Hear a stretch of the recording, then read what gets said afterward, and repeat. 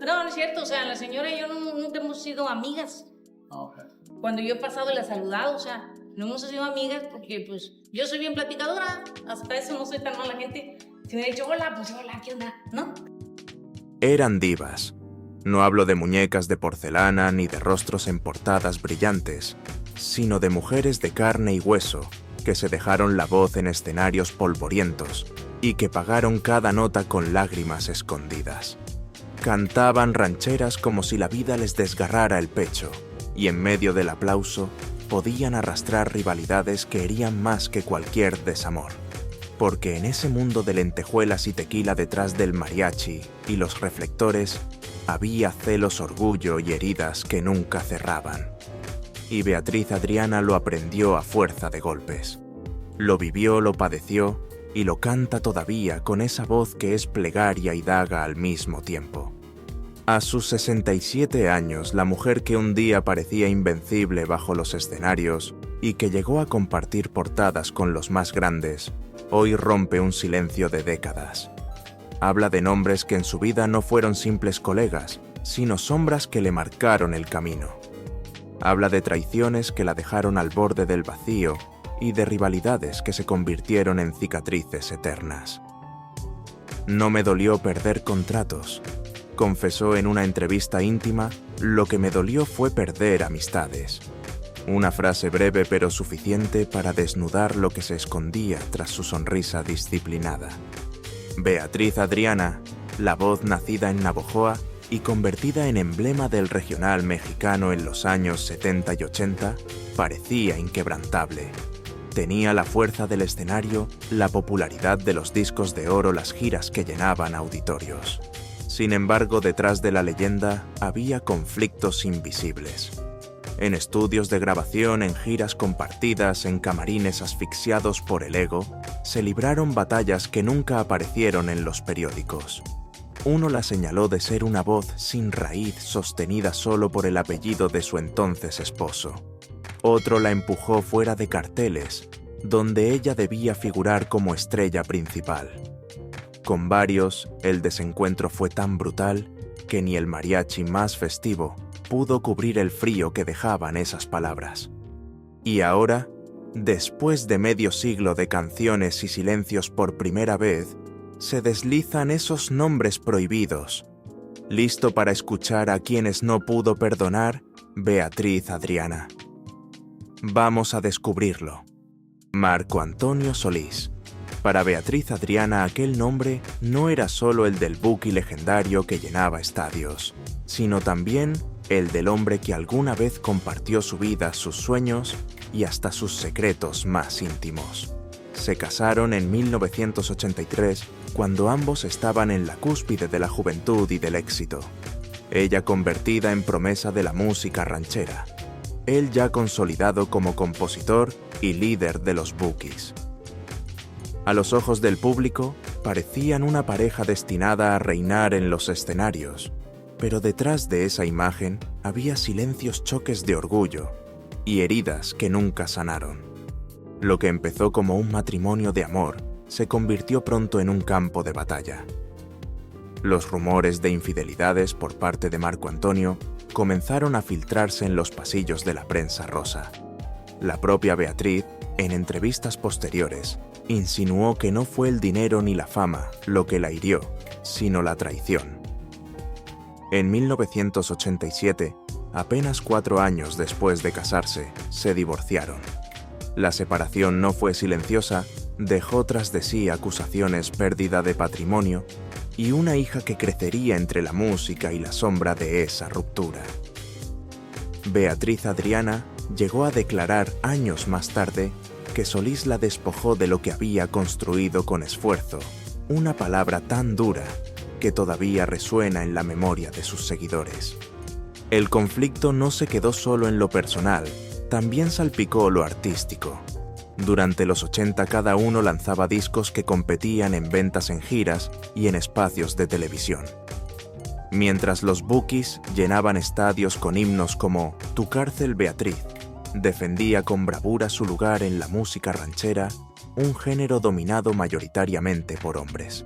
La crítica implacable se dividía a algunos, la consideraban una voz poderosa, capaz de sostener el repertorio más difícil. Otros la acusaban de ser la esposa de, y no una figura autónoma. Esa herida de identidad, el no poder ser vista sin el apellido de su marido, la acompañó durante años. Pero lo más áspero fue la forma en que sus caminos se cruzaban incluso después de la separación. En 2000, mientras Beatriz huía a Estados Unidos, tras el secuestro y asesinato de su hijo Leonardo, la prensa la perseguía con preguntas sobre su relación pasada con Marco Antonio. Y cada aparición pública de Solís, convertido en ídolo internacional, era un recordatorio de esa historia inconclusa. A lo largo del tiempo, él consolidó un imperio musical con Grammys, reconocimientos y giras mundiales mientras ella luchaba por sobrevivir en medio del dolor y del silencio. Para Beatriz Adriana, el nombre de Marco Antonio Solís no quedó como un simple exmarido, sino como un capítulo de amor y traición tatuado en su biografía. Nunca lo insultó con vulgaridad, ni lo rebajó en público, pero en su voz se podía escuchar la distancia. Para ella no fue un rival artístico más, sino la herida que le enseñó lo implacable que podía ser el mundo de la música y de la vida. Y en su memoria, ese conflicto no se mide en premios ni en discos de oro, sino en cicatrices que aún laten cuando suena un mariachi en la radio. Marisela. Para el público era la dama de hierro de la balada, la voz juvenil que con apenas 17 años ya ocupaba portadas de revistas. Para Beatriz Adriana, en cambio, Marisela representó una herida que nunca cicatrizó del todo. No se trataba únicamente de rivalidad artística, sino de un triángulo envenenado por la traición y la sombra de Marco Antonio Solís. Cuando los rumores de una relación extramarital entre el Buki y Marisela comenzaron a correr en los 80, la prensa mexicana encontró oro en esa historia, una diva consagrada, una estrella emergente y un compositor en el centro de la tormenta. Los titulares hablaban de la guerra silenciosa entre dos mujeres que jamás se atacaron de frente, pero que se vieron obligadas a compartir canciones, escenarios y titulares, bajo un mismo fantasma, la traición. La tensión no era solo personal. En lo musical, Marisela se convirtió rápidamente en la intérprete favorita de muchos temas de Solís, mientras que Beatriz Adriana defendía su lugar en el género ranchero. A finales de los 80, la televisión mexicana proyectaba una y otra vez los éxitos de Marisela como Enamorada y Herida, y Mi Problema, temas escritos por el mismo hombre que había sido esposo de Beatriz. Cada reproducción era un recordatorio cruel. En entrevistas de la época, Beatriz Adriana evitaba nombrarla, pero su gesto serio lo decía todo. Sabía que detrás de esos versos dulces había una espina clavada en su propia historia. El público sediento de escándalo magnificaba cada gesto. Cuando ambas coincidían en programas o eventos, las cámaras buscaban el mínimo roce. Hubo quienes juraron que en una entrega de premios, Beatriz se negó a aplaudir una interpretación de Marisela.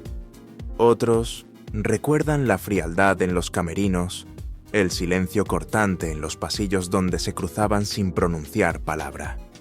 No hubo gritos ni insultos públicos, pero la distancia era más elocuente que cualquier escándalo televisado.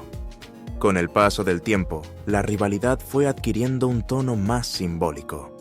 Beatriz Adriana representaba la fuerza de la ranchera con sus vestidos coloridos, sus mariachis y su estilo profundo, mientras Marisela encarnaba el pop romántico, urbano y melódico de una nueva generación. Eran dos mundos distintos, dos formas de interpretar el amor y el desengaño, pero en el imaginario colectivo quedaron enfrentadas como si la música mexicana solo pudiera sostener a una mujer en la cima. Décadas después, en entrevistas recientes, ambas han intentado dejar atrás esa historia. Incluso circularon videos donde Marisela expresó respeto hacia Beatriz, y esta última respondió con diplomacia. Sin embargo, para quienes conocen la trayectoria de Adriana, el nombre de Marisela evoca un eco incómodo. No se trataba de odio gratuito ni de competencia musical pura, era el símbolo de la traición más dolorosa de su vida. Y aunque los años suavizaron el rencor, las cicatrices permanecen. Para Beatriz Adriana, Marisela no fue solo una colega más, fue el recordatorio viviente de que en la música como en la vida, el aplauso suele ocultar puñales. Joan Sebastián. Para millones de mexicanos fue el poeta del pueblo, el hombre que convertía la vida diaria en versos de amor y despecho. Para Beatriz Adriana, sin embargo, Joan era un compañero de escenario con un magnetismo tan grande como su carácter, y ese brillo, aunque admirable, a menudo chocaba con su propio espíritu orgulloso. Coincidieron en giras, festivales y programas de televisión durante los años 80 y 90, cuando ambos competían por un espacio en la cima de la música popular mexicana. Y aunque compartían la devoción por el público, había algo en el temperamento de Joan que encendía la desconfianza de Beatriz.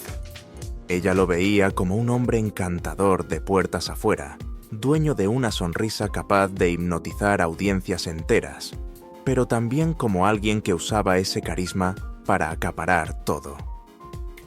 En entrevistas posteriores, Beatriz insinuó que en los camerinos, la relación con Joan no siempre era sencilla. Era un genio, pero no dejaba espacio para nadie más. Dijo en una ocasión con una mezcla de admiración y reproche. Ese exceso de protagonismo chocaba con la disciplina y la dignidad que ella exigía de quienes compartían escenario con ella. Hubo noches en que los conflictos se hicieron inevitables.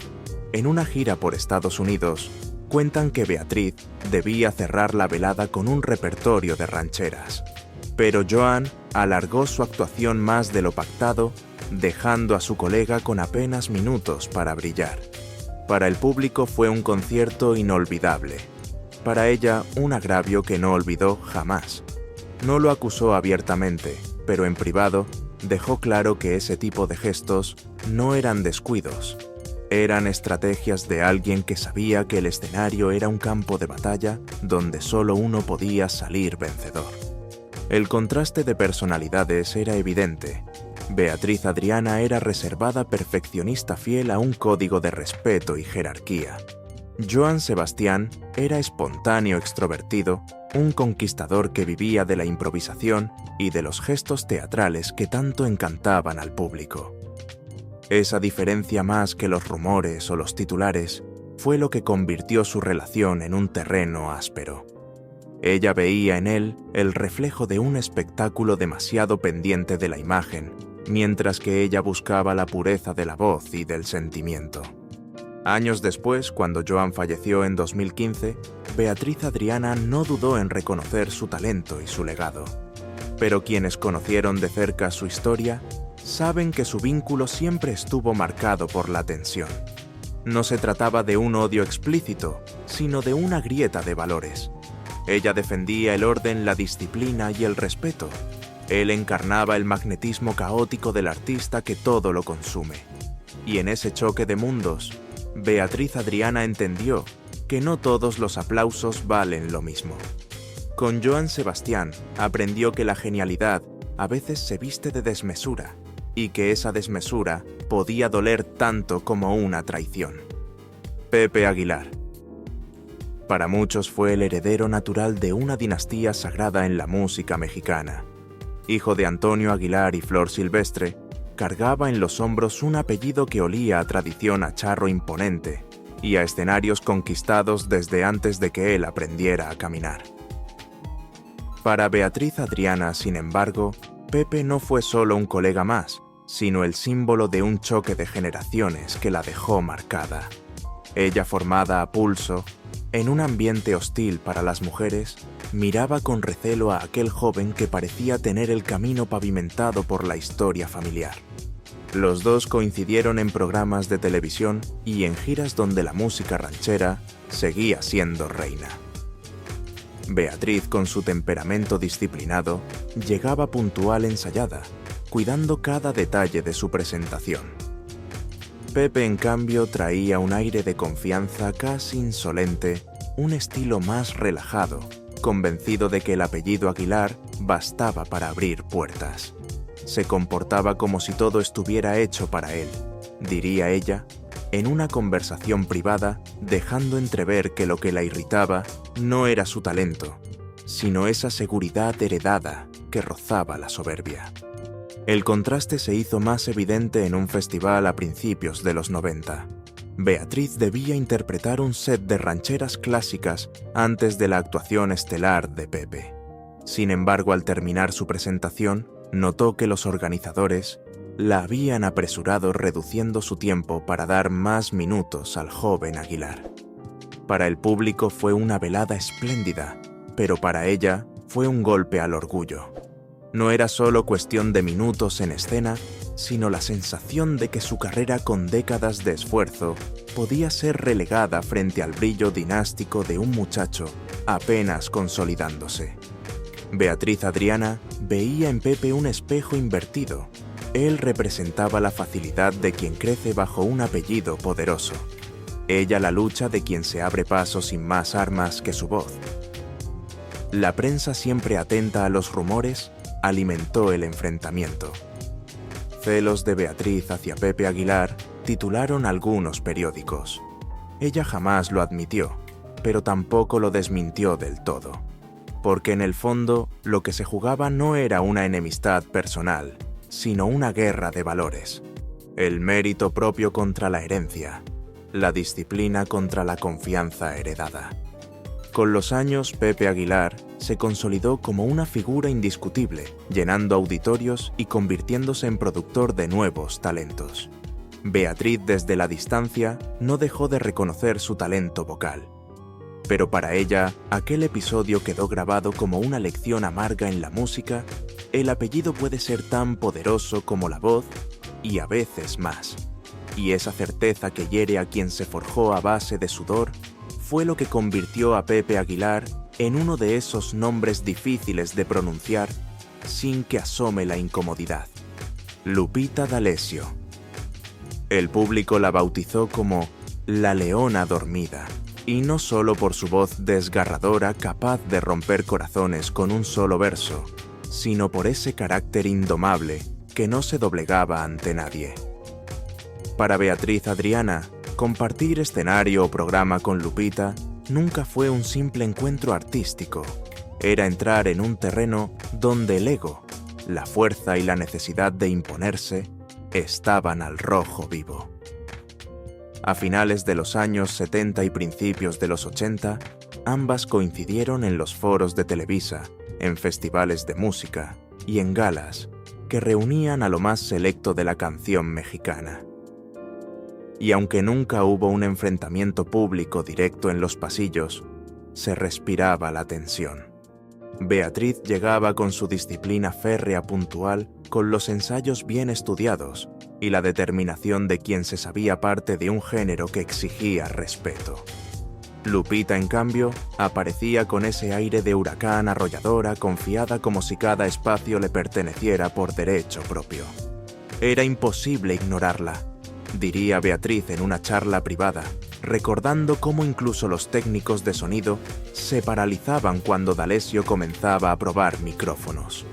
Lo que a unos fascinaba, a ella le parecía arrogancia. El contraste se hizo más evidente en una emisión de Siempre en Domingo, el programa de variedades más influyente de la época. Beatriz debía interpretar un clásico ranchero con mariachi, mientras Lupita presentaría su más reciente éxito de balada.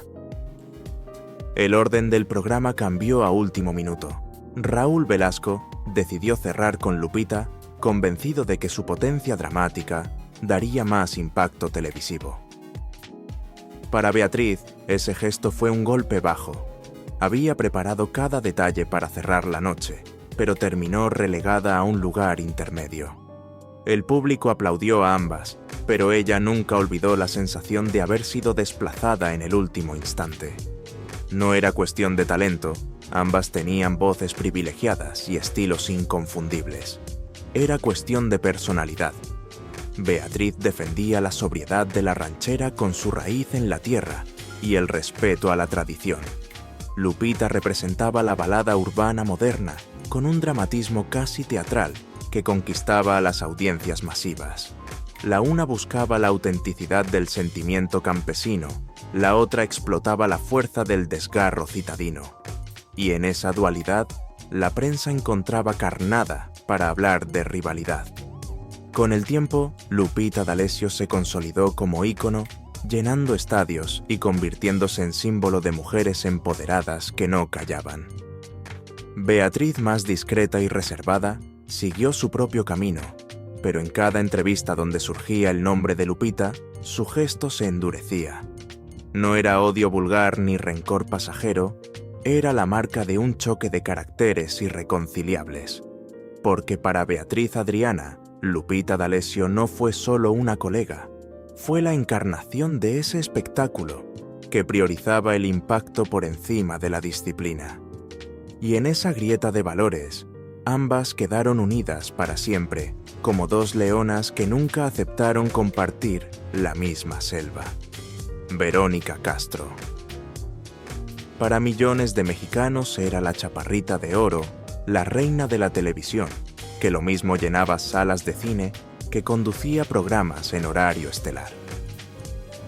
Para Beatriz Adriana, en cambio, Verónica fue una figura incómoda, un espejo de fama desbordada que ponía en evidencia la fragilidad del lugar que ella ocupaba en el espectáculo. Coincidieron en varios programas de televisión y uno de los más recordados fue Aquí está, en 1992. Allí, frente a las cámaras, Verónica entrevistó a Beatriz con esa mezcla de encanto y firmeza que caracterizaba a la conductora. El público vio sonrisas cortesías y un aire de complicidad femenina. Pero detrás de esa fachada, Beatriz sintió algo distinto, un juego de poder que se libraba con cada pregunta, con cada gesto. Verónica Castro dominaba el set como quien posee un territorio. Conocía las luces, los silencios dramáticos, la manera de robar cámara con una mirada o un movimiento de cabello. Beatriz Adriana, acostumbrada al rigor de los escenarios musicales, se encontraba en un campo que no era suyo. Allí no importaba la voz, sino la narrativa que la televisión tejía alrededor de cada invitada. Y en ese terreno, Verónica era invencible. Hubo un momento en que la conductora la cuestionó sobre su vida personal, sobre las sombras de su matrimonio fallido, con Marco Antonio Solís. La pregunta directa y sin anestesia dejó a Beatriz descolocada. Respondió con serenidad, pero sintió que el escenario no era para cantar, sino para exponerse.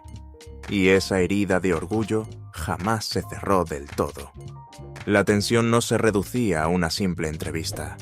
En otros programas y eventos televisivos, la figura de Verónica eclipsaba inevitablemente a sus invitadas. No importaba si se trataba de actrices cantantes o estrellas internacionales, el formato estaba hecho para que ella brillara más que nadie. Beatriz Adriana, consciente de ello, lo vivió como una afrenta silenciosa. Cuando entrabas a su programa, sabías que estabas entrando a su casa, y ella no iba a dejar de recordártelo, dijo alguna vez en privado. No había insultos ni desplantes abiertos, pero el desequilibrio de poder era tan evidente que resultaba doloroso para una intérprete acostumbrada a defender con uñas y dientes su lugar en el escenario. El contraste entre ambas era brutal. Beatriz representaba la tradición ranchera con su voz disciplinada y su seriedad artística. Verónica encarnaba el espectáculo total, glamour, televisión, melodrama. Mientras una se apoyaba en la autenticidad de la música, la otra dominaba la narrativa mediática. Y aunque nunca se declararon enemigas, los recuerdos de esas entrevistas y presentaciones quedaron grabados en la memoria de Beatriz como pequeñas batallas perdidas. Porque para ella, ser invitada en un programa de Verónica Castro no era reconocimiento, era someterse a un juego de fuerzas, donde el brillo ajeno podía devorar el propio. Con los años, Beatriz aprendió a mirar esos episodios con distancia pero cada vez que el nombre de Verónica aparece en una conversación, su gesto se endurece. No porque la odiara en lo personal, sino porque encarnaba la grieta más dolorosa, la lucha desigual entre la voz que canta desde el alma y la estrella que convierte cualquier escenario en su propio reino. Y en ese choque, Beatriz Adriana comprendió que la fama en televisión podía ser más cruel que cualquier palenque lleno. Al repasar todos estos nombres, lo que emerge no es un catálogo de odios gratuitos, sino el mapa íntimo de una mujer que pagó caro por ser fiel a sí misma. Marco Antonio Solís como la herida más personal, Marisela como la espina de la traición, Joan Sebastián con su magnetismo desbordado, Pepe Aguilar como el recordatorio del peso de los apellidos, Lupita D'Alessio en el choque de temperamentos y Verónica Castro en la arena despiadada de la televisión. Cada encuentro fue distinto, pero todos dejaron la misma marca, la sensación de que en el espectáculo la música rara vez se canta sola. Siempre se canta contra alguien, contra algo, contra un mundo que no perdona la vulnerabilidad. Beatriz Adriana no nombró a estos colegas desde el rencor barato, sino desde un lugar más profundo, la memoria de una artista que entendió que los escenarios son campos de batalla, donde se ponen en juego valores, dignidad y hasta la propia identidad. Sus palabras duras a veces no buscaban destruir reputaciones, sino rescatar un código de respeto que ella sintió que se estaba perdiendo. A sus ojos, lo que se desmoronaba no era su carrera, sino el sentido mismo de la música como verdad. Por eso al escucharla hablar, hoy uno percibe más melancolía que enojo. Su lista no es una condena, es un epitafio para las ilusiones rotas y las amistades imposibles. Ella no odió en el sentido vulgar, simplemente no pudo aceptar aquello que consideraba falso, injusto o hiriente. Y en esa negativa se mantuvo fiel a sí misma, aunque le costara contratos, espacios y aplausos. Quizá el público nunca sabrá toda la verdad, quizá los protagonistas de esas rivalidades callen hasta la tumba. Pero lo cierto es que en la voz de Beatriz Adriana, el dolor se transformó en canción y la decepción en legado. Su vida nos recuerda que el espectáculo puede dar gloria, pero también vaciar el alma. ¿Era una mujer terca aferrada a un código antiguo? ¿O la última defensora de un respeto que hoy parece perdido? Esa pregunta, más que cualquier lista, es la que nos persigue cuando la escuchamos cantar todavía.